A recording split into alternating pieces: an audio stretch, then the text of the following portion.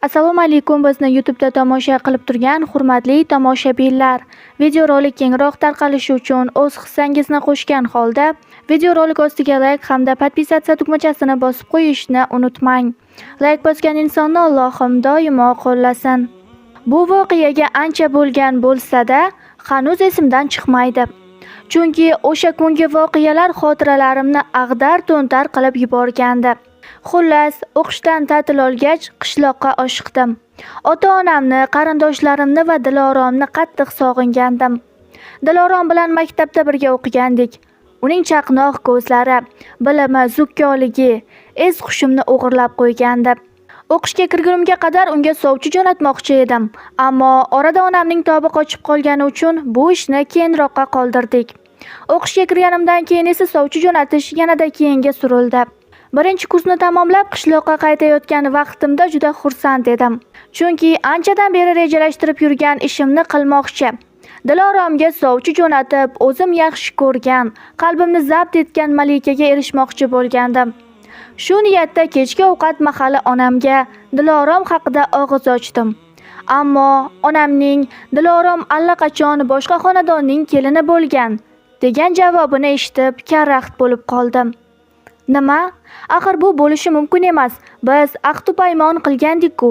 Hamma narsa hal bo'lgandik-ku. To'g'ri, lekin qiz sho'rlik ota-onasining ra'yini qaytara olmadi shekilli. Shunga majbur bo'ldi. Onasi rozi edi-ku, otasi ham. Otasi bir o'rtog'i bilan ahdlashib qo'ygan ekan. Onasi sovchilar haqida og'iz ochganida, qizim og'aynimga kelin bo'ladi. Boshqa gapga o'rin yo'q debdi. Botir akani bilasan, aytgan gapida turadigan odam. Erining xarakterini bilgan Barno opa hech narsa deya olmabdi. O'z-o'zidan Dilorom ham taqdirga tan berdi. Shunaqa gaplar bolam. Birov miyamga gurzi bilan tushirgandek ko'z oldim qorong'ulashib ketdi.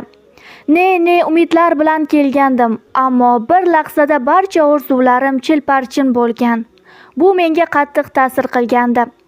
Ahvolimni tushungan onam esa, bolam, siqilma.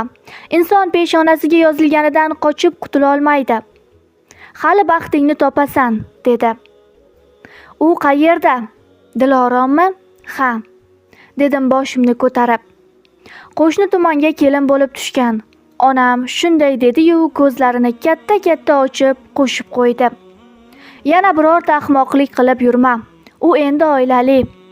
Xavotir olmang. Ertasi kuni og'aynilarim chaqirishdi. Tashqariga chiqmoqchi emasdim. Onam qo'ymadi. Chiq bolam, uyda ich-etingni yeb o'tiraverasanmi? Harna chalg'iysan, ham og'aynilaring noto'g'ri tushunishadi. Bu shaharda o'qib, bizni mensimay qolibdi deb o'ylashmasin. Onamning ra'yini qaytarmaslik uchun ko'chaga chiqdim. Og'aynilarimdan biri mashina olgan ekan. Biz to'g'ri shu og'aynimizning uyiga yo'l oldik. O'zimni chalg'itishga qanchalik urinmay buning uddasidan chiqa olmasdim. Qalbimni to'ldirib turgan tuyg'ular birdaniga sarobga aylangani uchun karaxt ahvolga tushib qolgandim. Nima qilarimni, qalbimni kemirayotgan iztirobdan qanday qutulishni bilmasdim. Miq etmay turganimni ko'rib so'radi Davron. Kelganingdan beri kuzataman. Qovog'ingni ochmaysan. Diloromni o'ylayapsanmi? Gapga qo'shildi Sarvar. Qo'ysangchi, yigit kishi bitta qiz uchun oq-voq qilib yurmasligi kerak. Ayniqsa, u seni tashlab ketsa. Sarvar gapi menga yoqmaganini sezdi shekilli. Tushuntirgan bo'ldi. Nima? Hozir u ham meni o'ylab iztirob chekyapti deb o'ylayapsanmi? Adashasan og'ayni.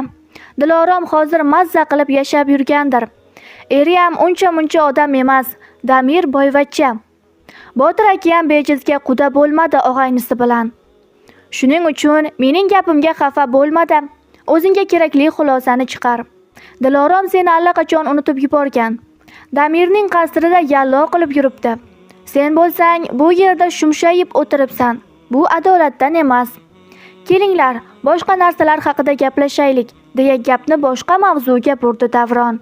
Sarvar, kechagi o'yinda kim yutdi? Kim bo'lardi? Albatta bizning o'yinchilarda. Menga Sarvarning gaplari qattiq ta'sir qilib, Dilorom rostdan ham meni unutib yuborganmikin? Ha, unutgan. Mana Sarvar u qasrda yashayapti dedi-ku. Hamma narsasi yetarli. Yegan oldida, yemagan ortida. Shunday ekan, meni boshiga uradimi?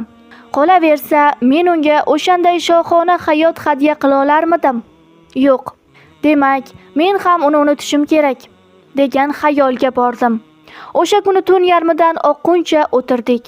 Bir amallab ko'nglimdagi iztiroblarni bir chetga uloqtirib tashlab, og'aynilarim bilan suhbatga kirishib ketganligim uchun vaqt o'tganini ham sezmay qolibman. Endi men boray dedim. Soat tungi 12 dan o'tganini bilganimdan keyin. Kech bo'lib qoldi. Uydagilar xavotir olib o'tirgan bo'lishmasin. Shoshma, biz ham ketamiz deya o'rnidan qo'zg'aldi boshqa og'aynilarim ham. Tashqariga chiqib, oyoq kiyimimni kiyarkanman. Sarvar ortimdan ergashdi. Komil, seni uyga tashlab qo'yaman. Yo'q, shart emas. 2 qadam-ku, jarlikni kesib o'tsam tamom, uyim. Shunga ham endi mashinangni ovora qilib o'tirasanmi? Hamma gap o'sha jarda. Qo'rqmaysanmi? Odamni mazax qilyapsanmi? Nima, men senga yosh bo'lamidim qo'rqadigan? O'zing bilasan, qara, keyin mendan o'pkalab yurma. Ko'chaga chiqqanimda atrof zim-ziyo edi. Aksiga olib hamma uyning chiroqlari o'chgandi. Bir ko'nglim jarlikdan yurmay, aylanib borsammi deb ham o'yladim. Ammo keyin qo'rqqanim uchun o'zimni o'zim koyidim. Jarlikka tushganimda qanchalik xotirjam bo'lishga urinmay, yurak urishim tezlashib ketdi. Miyamga har balolar kelaverdi. Xayolimda xuddi daraxtlar ortidan nimadir chiqib kelib, menga tashlanganidek edi. Bir amallab jarlikning yarmini bosib o'tdim. Jarlikdan olib chiquvchi yo'lga yaqinlashganimda esa ko'zimga oppoq libos kiygan qiz ko'ringandek bo'ldi. U mendan xiyla uzoqroqda boshini egib turardi. Ko'zimni ishqalab boshqatdan qaraganimda uni yaqqolroq ko'rdim. Bu Dilorom edi. U menga qaraganida esa qo'rqib ketganimdan hushimni yo'qotibman. Ko'zimni ochganimda shifoxonada yotardim. Onam tepamda girdikapalak bo'lar, otamning esa peshonasi terlab ketgan, nuqul uf tortardi. O'zimga kelganimni ko'rib ikkovlari ham quvonib ketishdi. Onam, "Xayriyat, sendan ayrilib qoldimmi deb qo'rqdim bolam. Nega o'sha jarlikdan yurding?